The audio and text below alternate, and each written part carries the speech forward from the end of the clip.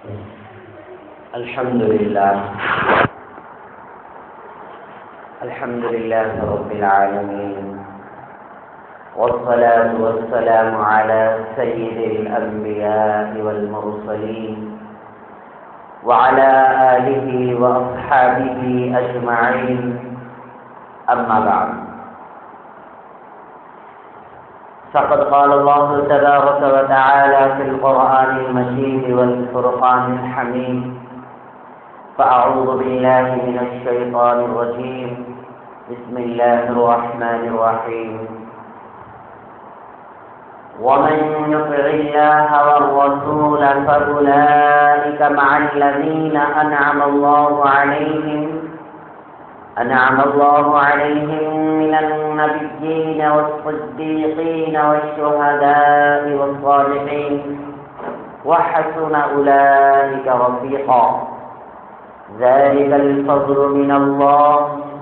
وكفى بالله عليما. جاء رجل إلى النبي صلى الله عليه وسلم قال: يا رسول الله صلى الله عليه وسلم، إنك لأحب إلي من نفسي، وإنك لأحب إلي من أهلي، وأحب إلي من ولدي، وإني لأكون في البيت فاذكرك فما أصبر حتى آتيك فانظر إليك، وإذا ذكرت موتي وموتك عرفت أنك إذا دخلت الجنة خشيت ألا أراك، أو كما قال عليه الصلاة والسلام.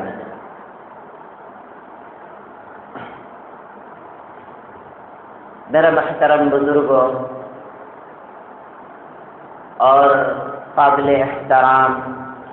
عزیز دینی بھائیوں، اللہ رب العزت نے اللہ کے رسول علیہ الصلاۃ والسلام کے لیے بہت ساری فضیلتوں کے ساتھ ساتھ اپنے اس امت کے لیے اور بندوں کے لیے اللہ رب العزت نے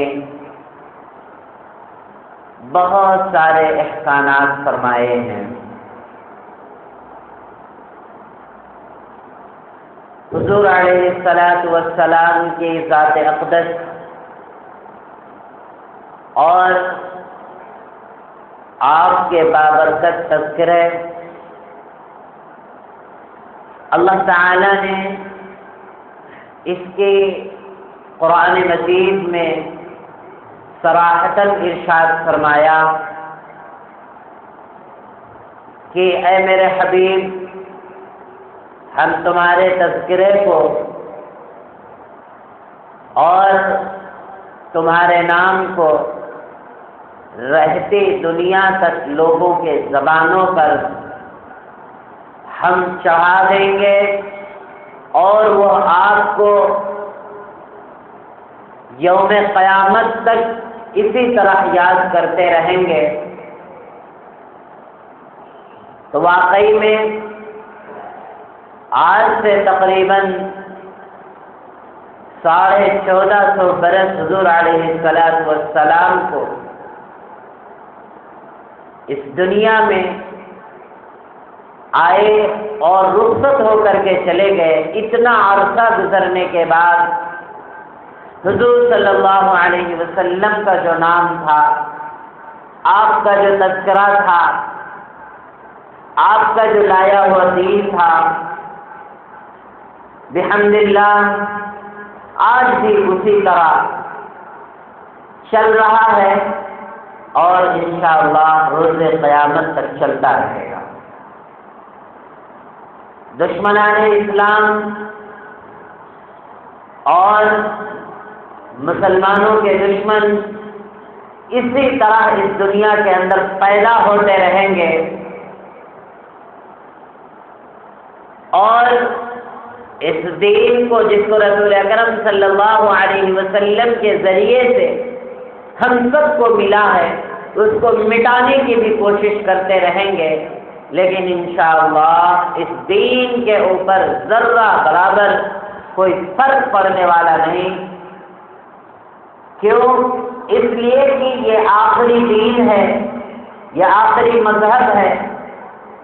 اس لیے کہ آخری نبی کا لایا ہوا ہے۔ تو جب اس دین کا اختتام ہوگا تو سمجھ لو کہ قیامت ہے۔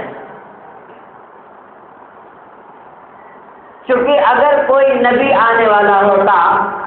تو یہ اندازہ لگایا جا سکتا تھا کہ بھئی دھیرے دھیرے دین مٹ جائے گا، پھر اس کے بعد کسی دوسرے نبی کا انتظار کیا جائے گا، لیکن ایسا کچھ نہیں ہے۔ اللہ رب العزت نے نبوت کے دروازوں کو بند کر دیا، آخری نبی جو تھے ان کو بھی بھیج دیا، اب یہ آخری امت ہے اور یہ آخری دین ہے۔ یہ دین قیامت کے دن تک یہ باقی رہے گا، اس پر عمل ہوتا رہے گا، اور اگر یہ دین قرب قیامت میں بھی مٹنے کے کگار پر ہو تو سمجھ لو کہ قیامت آ گئی، پھر اب کسی چیز کا انتظار نہیں۔ لیکن اس کو مٹانا بھی اتنا آسان نہیں، اس لیے کہ یہ دین اللہ کے رسول علیہ السلام نے بڑی قربانیوں کے بعد یہ ہم تک پہنچایا، اور آپ کے جانشین اصحاب جو تھے انہوں نے بڑی قربانیاں، بڑی جدوجہد، بڑی کوششوں کے باوجود یہ دین چلتا چلتا رفتہ رفتہ ہمارے پاس آ کر پہنچا۔ اب یاد رکھو، اگر یہ دین اسی نہج پر اس دین کے عاملین بھی ہوتے رہے تو انشاءاللہ یہ دین دن بدن بڑھتا رہے گا۔ باطل لاکھ کوششیں کر لے، مٹانے والے ایڑی سے چوٹیے تک زور لگا دیں،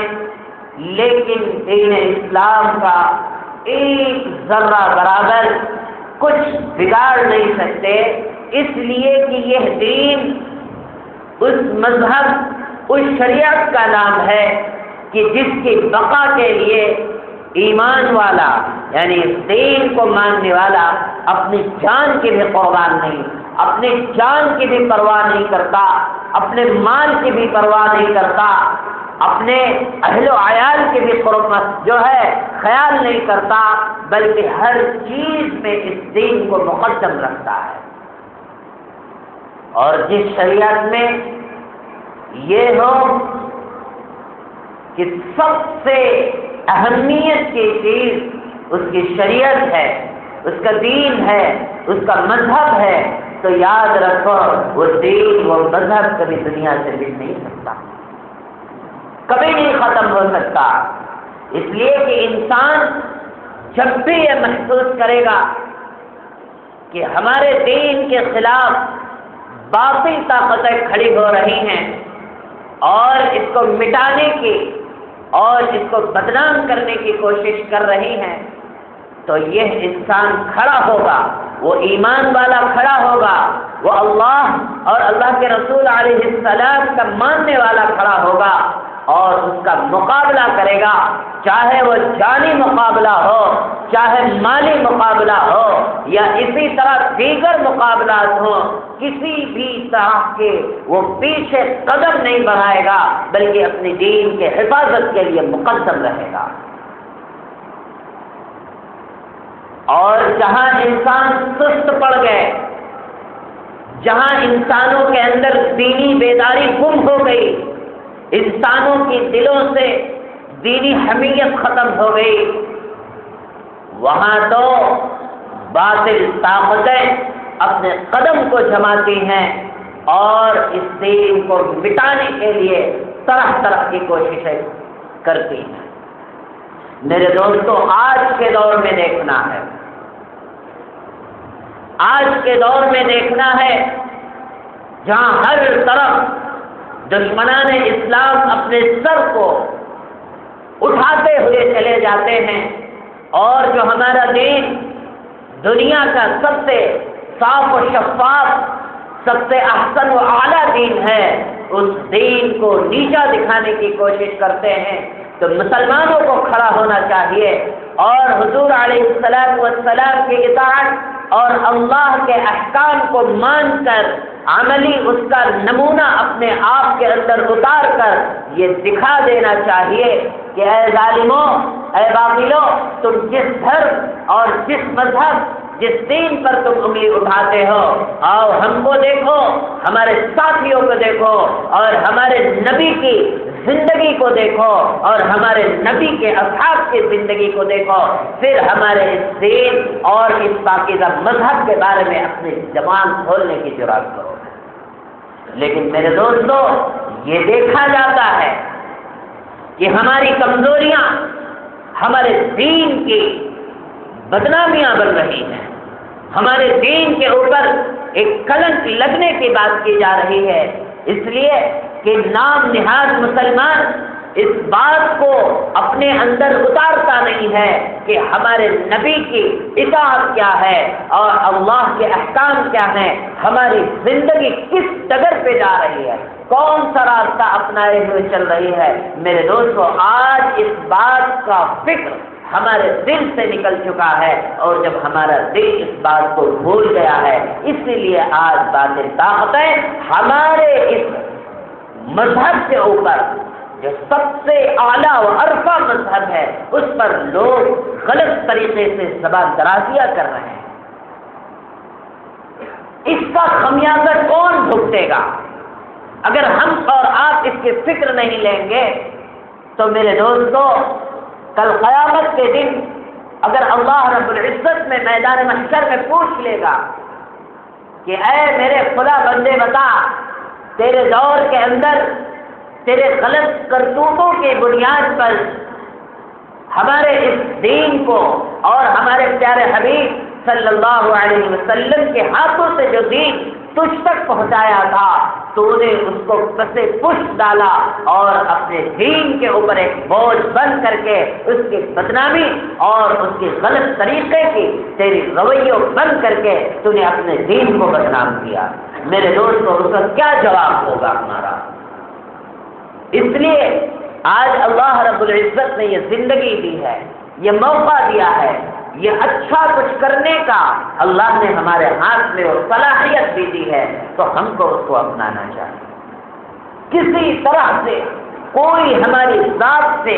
ایسا کام نہ ہو کہ جو ہمارے دین پر اس طرح کی کوئی انگلی اٹھانے کا ذریعہ بنے، ورنہ میرے پاس کوئی جواب نہیں ہوگا کل قیامت کے دن، ہم کچھ نہیں بول پائیں گے۔ اس لیے میرے دوستو، آج اللہ رب العزت نے بہترین موقع دیا ہے کہ ہم اس دنیا میں کچھ ایسا کام کر گزریں کہ جس سے ہمارا دین بھی روشن ہو اور ہمارے لیے بھی اللہ رب العزت کل میدان محشر میں رحم و کرم کا معاملہ فرمائے۔ اس لیے کہ یہ دین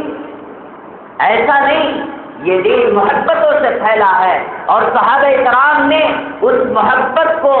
پوری دنیا کے لیے نمونہ بنا دیا ہے کہ لوگوں، اگر یہ محبت کا دامن جو عشق تھا میرے نبی سے، اگر اس عشق کو تم نے مضبوطی سے پکڑ کر کے رکھا تو دین پھیلنے کا ذریعہ بنے گا، لیکن اگر وہ محبت نبی کی ذات سے نکل جائے گی، نبی صلی اللہ علیہ وسلم سے جس طرح محبت ہونی چاہیے ہمارے اندر، وہ اگر شوق، وہ عشق، وہ جذبہ اگر باقی نہیں رہا تو پھر دین پھیلنے کا ہم ذریعہ نہیں بن سکتے۔ اس لیے جہاں ظلم و زیادتی ہو، جہاں برائیاں ہوں، کسی طرح کی کوئی برائی ہو، وہاں ہمارے نبی صلی اللہ علیہ وسلم کی حدیث موجود ہے، آپ کے اس طرح کے کارنامے موجود ہیں، آپ کے اصحاب نے اس طرح کا عمل کر کے دکھایا ہے کہ ایسے موقعوں میں ہم کو کیا کرنا چاہیے۔ صحابہ کرام کا تو اس طرح عشق تھا،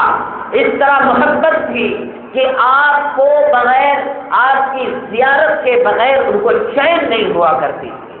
اگر وہ کسی اپنی ضرورت کے کام کے لیے صحابہ کرام باہر جایا کرتے تھے تو میرے دوست جب واپس ہوا کرتے تھے تو اپنے گھر میں نہیں جاتے تھے، پہلے حضور صلی اللہ علیہ وسلم کی خدمت میں حاضر ہو کر کے آپ کا دیدار کرتے تھے، اس کے بعد کچھ گفتگو کر کے اپنے گھر میں جایا کرتے تھے۔ جب اس طرح کا عشق، اس طرح سے محبت، تبھی جا کر کے آپ کی زندگی کی ایک ایک پہلو کو صحابہ کرام نے اپنی زندگی میں اتارا، اور زندگی میں اتار کر کے اس کو عملی جامہ پہنا کر کے اور دنیا کے اندر بکھیر دیا کہ دیکھو اس طرح سے نبی صلی اللہ علیہ وسلم کی ذات اقدس سے عشق ہوتا۔ ایسا عشق تھا میرے دوستو، ایسا عشق تھا کہ دنیا کا عاشق تو یہ چاہتا ہے کہ جو کچھ ہم کو ملنا ہے اس دنیا میں مل جائے، اور مرنے کے بعد کی زندگی کون دیکھ کر کے آیا ہے۔ لیکن صحابہ کرام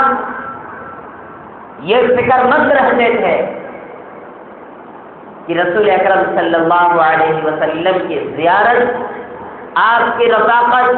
دنیا میں نصیب ہوتی ہے تو کیا مرنے کے بعد جنت میں بھی ہم دیدار کر سکیں گے، اس کی فکر ہوا کرتی تھی۔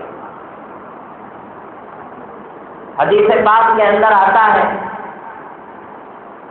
کہ ایک صحابی رسول حضور صلی اللہ علیہ وسلم کی خدمت میں حاضر ہوتے ہیں اور عرض کرتے ہیں یا رسول اللہ صلی اللہ علیہ وسلم، ہم جب اپنے گھر میں ہوتے ہیں اور آپ کو یاد کرتے ہیں، جیسے آپ کی یاد آتی ہے ہم کو صبر نہیں ہوتا ہے، ہم آپ کی زیارت کے لیے فوراً آپ کی خدمت میں حاضر ہو جاتے ہیں، فوراً آپ کی خدمت میں حاضر ہوتے ہیں۔ تو کیا اے اللہ کے رسول علیہ الصلوۃ والسلام، اس دنیا سے رخصت ہو جانے کے بعد آپ بھی اس دنیا سے وفات پائیں گے، ہم بھی وفات پائیں گے، تو مجھے اس چیز کا ڈر ہے کہ جب آپ جنت میں پہنچ جائیں گے، اور ہم کو تو معلوم نہیں کہ ہم جنت میں جائیں گے یا نہیں، لیکن اگر چلے بھی گئے تو کیا وہاں آپ کا دیدار اور آپ کی زیارت نصیب ہو سکتی ہے؟ اندازہ لگائیں گے کہ کیسا عشق تھا نبی صلی اللہ علیہ وسلم کی ذات سے، کیسی محبت تھی کہ دنیا کے اندر تو زیارت کے بغیر، دیدار کے بغیر صبر بھی نہیں آتا، قرار بھی نہیں آتا، لیکن ان کو فکر اس دنیا سے رخصت ہو جانے کے بعد کی ستا رہی ہے۔ اب آپ اندازہ لگاؤ، وہ پاک نبی، وہ پاک ذات جس سے لوگوں کو اتنا عشق ہے، کیا ان کے حکموں کے بغیر ان عاشقوں کا ایک بھی قدم کسی غیر کی طرف بڑھ سکتا ہے؟ ہرگز نہیں بڑھ سکتا۔ حدیث پاک کے الفاظ ہیں کہ وہ صحابی فرماتے ہیں یا رسول اللہ صلی اللہ علیہ وسلم کہ انک لاحب الی من نفسی، اے اللہ کے رسول علیہ الصلوۃ والسلام، ہم آپ سے محبت اپنی جان سے بھی زیادہ کرتے ہیں۔ آپ جان سے بھی زیادہ کا مطلب کیا ہے؟ کہ اللہ کے رسول علیہ الصلوۃ والسلام آپ کا حکم ہو کسی بات کا اور مجھے خطرہ ہو اپنی جان کی ہلاکت کا، تو ہم اس طرح آپ سے عشق اور محبت فرماتے ہیں کہ ہم اپنی جان کی پرواہ نہیں کریں گے، جو آپ کا حکم ہوگا ہم بلا تعمل، بغیر سوچے سمجھے، بغیر غور و فکر کیے ہم اس کام کو کر گزریں گے، چاہے ہماری جان کی ہلاکت ہو جائے۔ یہ تھا عشق۔ تو فرمایا انک لاحب الی من نفسی۔ تو انسان کبھی کبھی ہوتا ہے کہ اپنی ذاتی معاملات میں تو کمزور ہو جاتا ہے، لیکن میرے دوستو جب اہل کے اور خاندان کی بات آتی ہے تو وہاں بھی مضبوطی سے کھڑا ہوتا ہے۔ لیکن رسول اکرم صلی اللہ علیہ وسلم کے لیے اپنے اہل و عیال کو بھی قربان کر دیا. فرمایا وَإِنَّكَ لَأَحَبُّ إِلَيَّ مِنْ أَهْلِي، اے اللہ کے رسول علیہ الصلوۃ والسلام، میں اپنے اہل و عیال سے بھی زیادہ آپ کو محبت کرتا ہوں. اور پھر میرے دوستو، جو سب سے بڑی چیز ہے انسان کے لیے، جو سب سے مشکل چیز ہے، جو انسان اپنی جان سے بھی سمجھوتا کر سکتا ہے کسی دوسرے کے لیے، اپنے اہل و عیال کے بھی سمجھوتا کر سکتا ہے، لیکن وہ صاحب اولاد جس کو اللہ نے اولاد کے قیمتی تحفے سے نوازا ہے، اس کو معلوم ہوگا کہ کیسے اپنے اولاد سے محبت ہوتی ہے، کہ اگر اس کو قربان کرنے کی باری آئے تو انسان پھر کسی طرح سے کوئی سمجھوتے کے لیے تیار نہیں ہوتا ہے.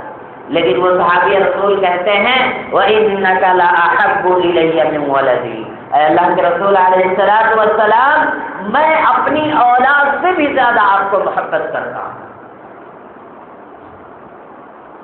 فرمایا کیسی محبت ہے؟ فرمایا وَإِنِّي لَأَكُونُ فِي الْبَيْتِ فَاذْكُرُكَ، اے اللہ کے رسول علیہ الصلوۃ والسلام، جب ہم اپنے گھر میں ہوتے ہیں اور آپ کی یاد آتی ہے فَمَا أَصْبِرُ، تو مجھے صبر نہیں ہوتا. کس چیز کا صبر نہیں ہوتا ہے؟ حَتَّى آتِيَكَ فَانظُرْ إِلَيْكَ، جب تک کہ میں آپ کی دیدار نہ کر لوں اس وقت تک مجھے قرار نہیں آتا، مجھے صبر نہیں ہوتا.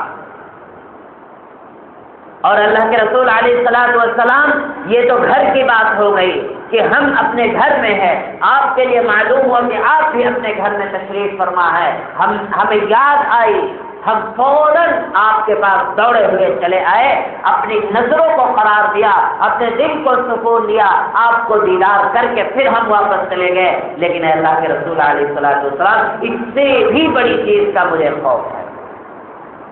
فرمایا کیا ہے؟ تو فرمایا وَإِذَا ذَكَرْتُ مَوْتِي وَمَوْتَكَ،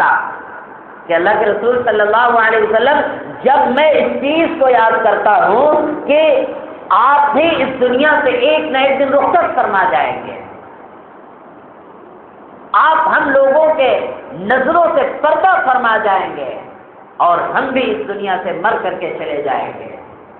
لیکن اللہ کے رسول علیہ الصلوۃ والسلام، عرفت انک اذا دخلت الجنۃ، آپ تو نبی ہیں،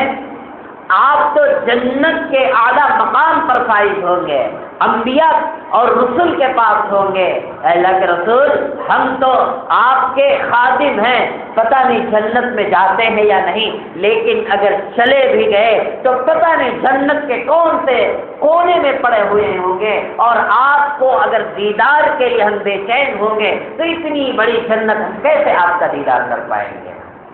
وَإِذَا ذَكَرْتُ مَوْتِي وَمَوْتَكَ عَرَفْتُ أَنَّكَ إِذَا دَخَلْتَ الْجَنَّةَ، کہ مجھے یہ سب سے بڑی خوف کی بات ہے، جو ڈر ہے کہ خشیت اللہ اراک، کہ یہ ڈر مجھے ستائے جا رہی ہے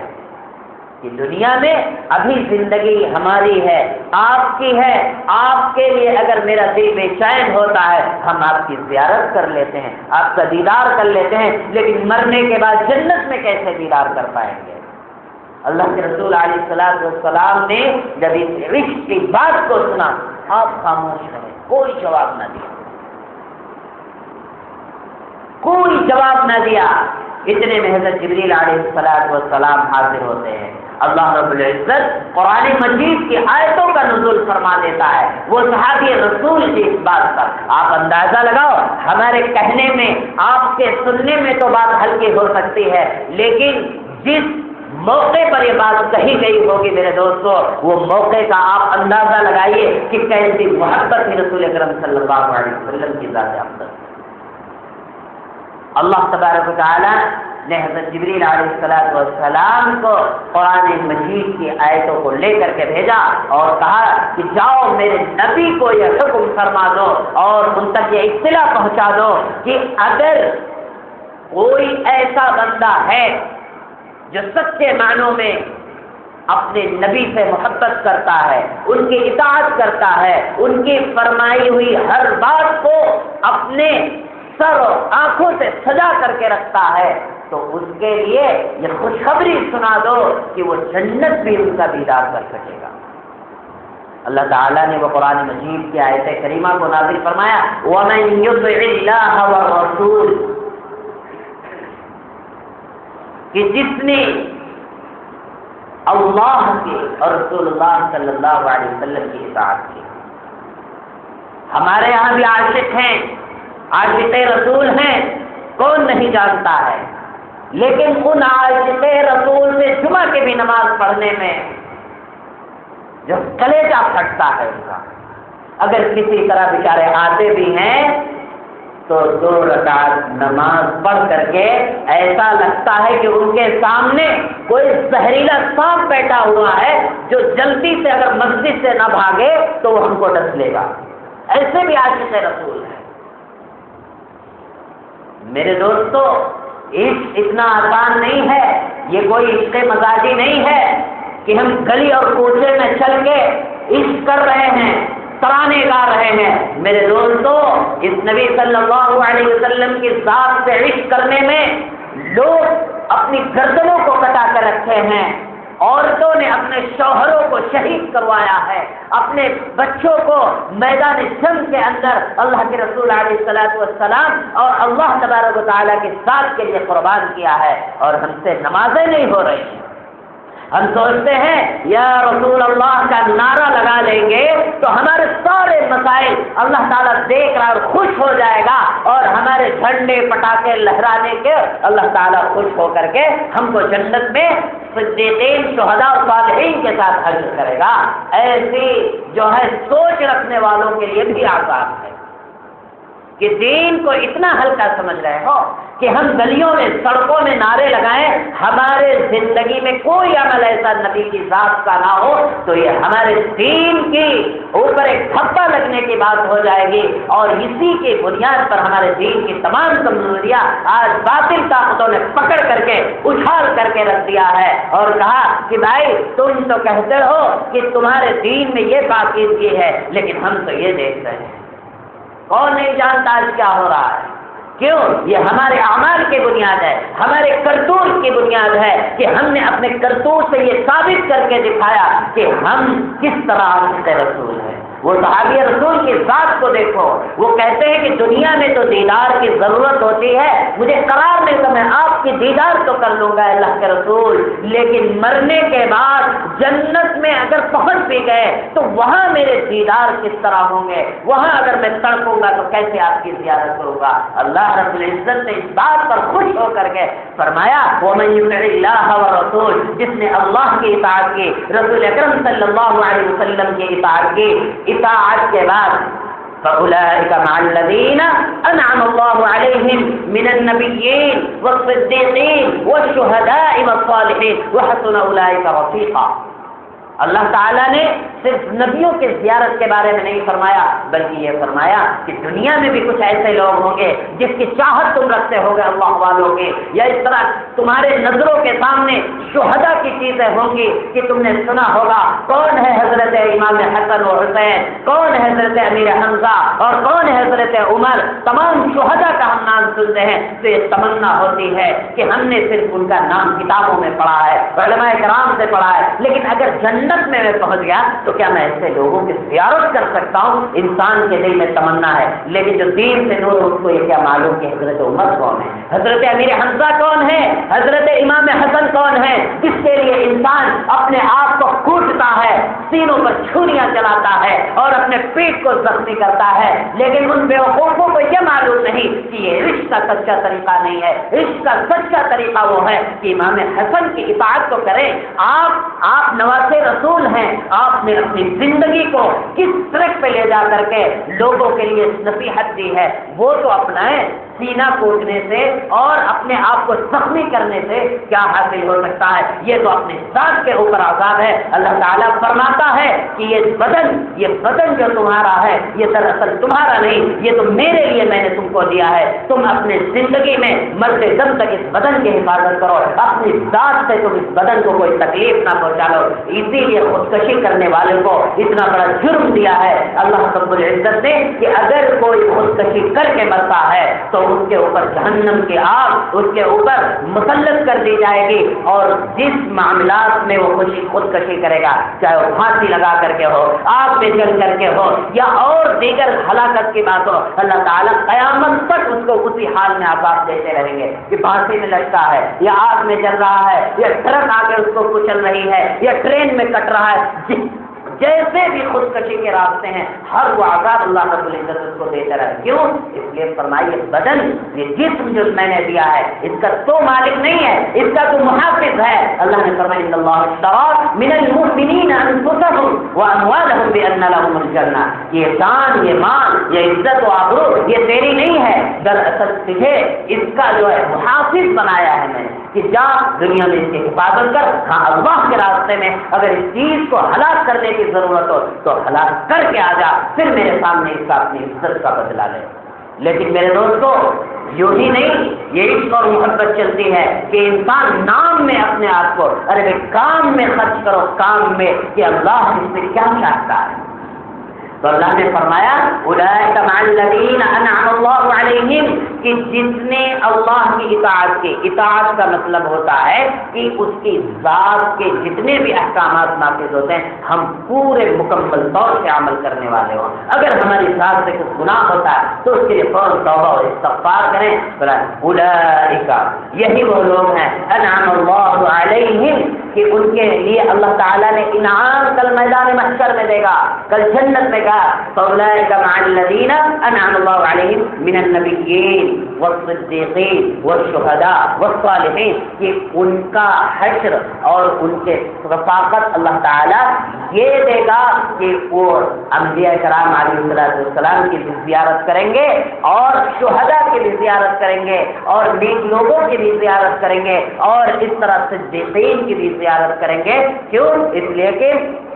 جو ہے یہ اس سے اچھی کون رفاقت ہو سکتی ہے۔ میرے دوستو، ہم اگر اپنے رسول اکرم صلی اللہ علیہ وسلم کی زندگی کی اطاعت کا اگر ایک ایک پہلو اپنانا چاہیں تو ہمارے لیے کوئی مشکل نہیں، لیکن جب ہم کرنے کے لیے آئے تب یہ چیزیں ہو سکتی ہیں، ورنہ تو نام لینے والے بہت ہیں اور اپنے آپ کو اس دین پر مٹانے والے بہت کم نظر آئیں گے، اور جب تک کہ انسان اپنے آپ کو اس دین پر مٹانے کے لیے تیار نہیں ہوگا تب تک کہ وہ دین کا پکا سپاہی نہیں مانا جائے گا۔ ہمارے کتنے بھی دعوے کر دیں، ہم چاہے کتنا بھی اپنے سینے کو زخمی کر دیں، اپنے بدن کو زخمی کر دیں، چاہے جتنے بڑے بڑے ہم جو ہے رسول اکرم صلی اللہ علیہ وسلم کے روز اطہر کے تصویروں کو بنا کر کے گلیوں میں نکل دیں، کتنا بھی بڑا جھنڈے کا جلوس نکال دیں، لیکن وہ صرف دین کی بدنامی کے سوا کچھ بھی حاصل نہیں ہو سکتا۔